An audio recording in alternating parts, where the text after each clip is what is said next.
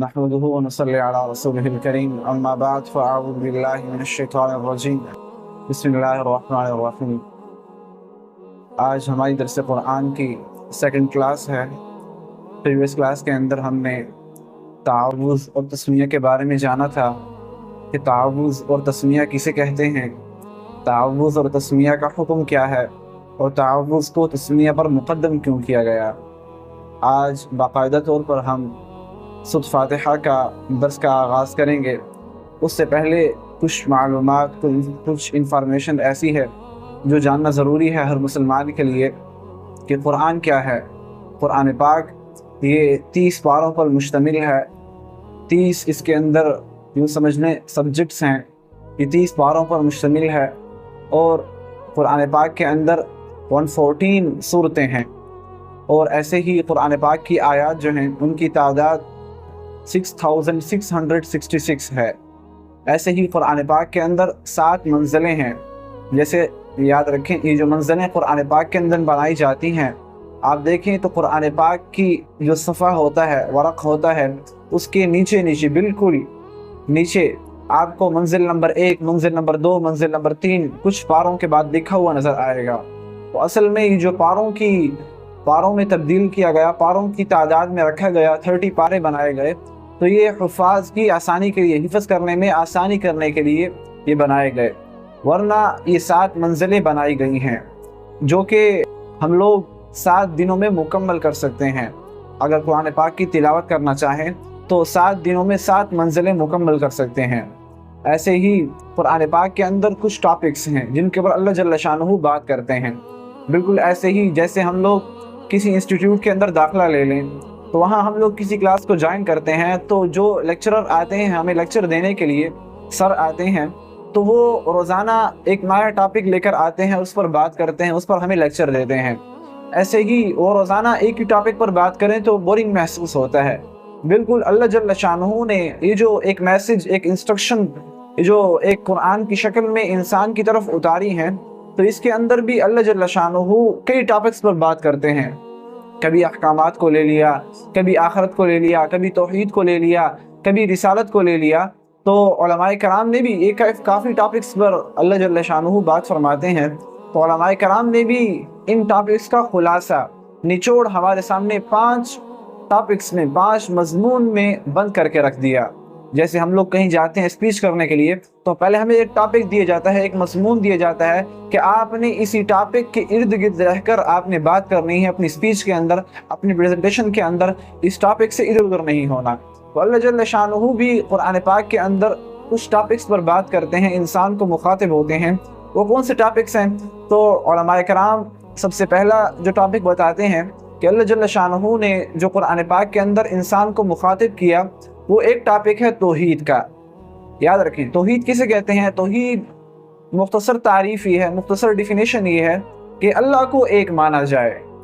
Communism کا بالکل رد آ گیا، یہاں پر کمیونزم کا بالکل رد آ گیا کہ جو دہری لوگ ہوتے ہیں اللہ کو نہیں مانتے، کمیونسٹ جو ہوتے ہیں اللہ کو نہیں مانتے، اللہ کے ہی انکاری ہوتے ہیں، تو یہاں پر رد آ گیا ان کا۔ تو سب سے پہلے توحید کا اقرار ہم نے کرنا ہے۔ قرآن پاک پڑھنے سے پہلے، سورۃ فاتحہ کے درس سے پہلے ہم نے توحید کا اقرار کرنا ہے کہ اللہ وحدہ لا شریک ہے، اس کی صفات کے اندر، اس کی ذات کے اندر۔ ایک اللہ جل شانہ کی ذات ہے اور ایک صفات ہیں۔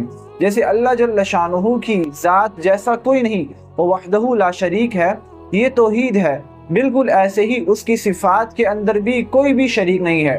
فار ایگزامپل ہم لوگ دیکھ لیں، اللہ جل شانہ کی ایک صفت علم کی ہے، وہ علیم ذات ہے، تو ہم لوگ اس بات کا اقرار کریں کہ جو علم اللہ کے پاس ہے اس کے اندر کوئی بھی شریک نہیں ہے۔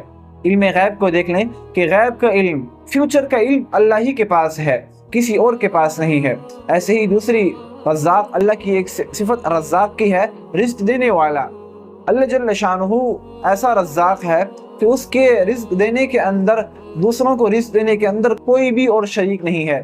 ایون کسی پیر کو ملا لینا، ایون کسی اور شخصیت کو ملا لینا اس بارے میں کہ وہ ہمیں رزق دینے والی ہے یا ہمیں بچے دینے والی ہے، تو یہ اللہ کی صفات کے اندر شرک آ جاتا ہے جو کہ توحید کے منافی ہے۔ تو پہلا ٹاپک توحید کا ہو گیا۔ دوسرا ٹاپک جو علماء کرام فرماتے ہیں وہ رسالت کا ہے۔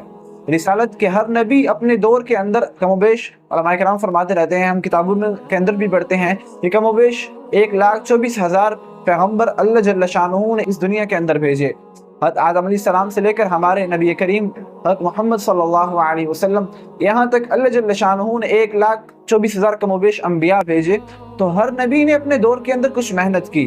तो हर नबी को उसके दौर के अंदर जो भी शख्सियात हुआ करती थी, जो भी इंसान हुआ करते थे, वो उसको मानेंगे तो ये रिसालत का इकरार होगा। लेकिन आखिर में ख़ातमुन नबीयीन मोहम्मद सल्लल्लाहु अलैहि वसल्लम इस दुनिया में तशरीफ़ लाए, तो हमें रिसालत के इकरार कुछ यूँ करना होगा कि हमारे नबी ता क़यामत आने वाले तमाम मुस्लिम्स के लिए, तमाम इंसानों के लिए नबी बनाकर भेजे गए। और इससे पहले जो अम्बिया आए वो अपने दौर के अंदर, अपने पीरियड्स के अंदर वो हक़ पर थे, उनकी किताबें भी हक़ पर थी। लेकिन जैसे ही कुरान पाक आया, जैसे ही नबी करीम सल्लल्लाहु अलैहि वसल्लम इस दुनिया में तशरीफ़ लाए, तो तमाम के तमाम वो शरीयतें, वो किताबें मनसूख हो गईं।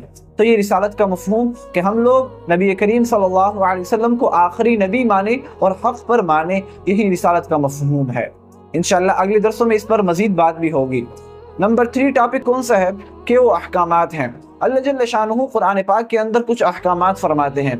अहकामात इवन वो हुक्म भी हो सकता है किसी चीज़ के करने का कि ये काम किया जाए, जैसे नमाज पढ़ने का हो गया, रोज़े रखने का हो गया, हज करने का हो गया। और इवन ना करने का भी हुक्म हो सकता है कि आप लोग झूठ ना बोलें, आप लोग चोरी ना करें, डाका ना डालें। ऐसे ही दूसरे अहकामात जिनमें रुकने का हुक्म दिया गया, जैसे हम लोग अरबी में कहते हैं कि अमर बिन मारूफ, कि किसी काम को करने का हुक्म, नेकी को करने का हुक्म, और नहीं अनिल मुनकर, के गलत काम से रुकने का हुक्म, ये अहकामात के अंदर आते हैं।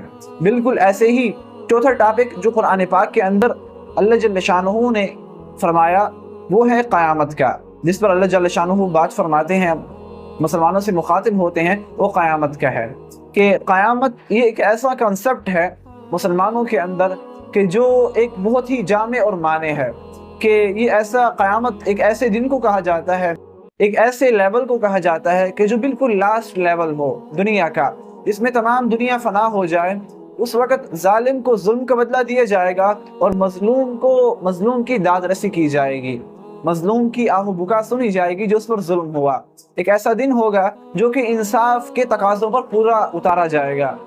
उस वक़्त एक मीज़ान आदल लगाया जाएगा जहाँ कहीं भी फमन यअमल मिस्क़ाल ज़र्रतिन खैरन यरा, अगर ज़र्रे के बराबर भी नेकी की होगी बदला दे दिया जाएगा। वमन यअमल मिस्क़ाल ज़र्रा शर्रन यरा, अगर आपने किसी भी छोटी से छोटी भी ज़र्रा बराबर भी अगर बुराई की होगी तो वो आप उसको देख लेंगे, उसका बदला दे दिया जाएगा आपको। कुरान पाक की आयत हैं। तो क़यामत इस दिन को कहा जाता है जो कि इंसाफ का दिन हो।